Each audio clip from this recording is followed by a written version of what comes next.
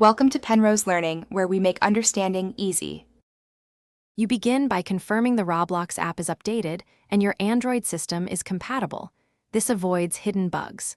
Next, close background apps and free at least 100 megabytes so performance won't interfere with orientation changes. Once done, open settings and ensure auto-rotate is enabled and the orientation lock is off. This gives Roblox access to sensor data. Finally, reboot the device quickly to clear any cache sensor state, so the first in-app check reflects accurate device behavior. You now focus inside Roblox.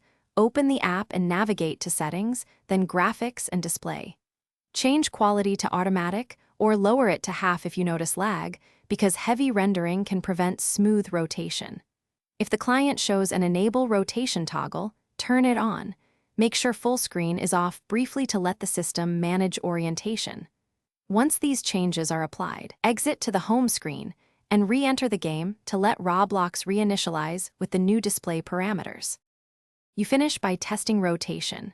Open any Roblox game that supports portrait and rotate your device slowly while watching UI responsiveness. If orientation still fails, clear Roblox cache in Android settings or uninstall and reinstall the app to reset corrupted files. Make sure to log back in and reapply display settings.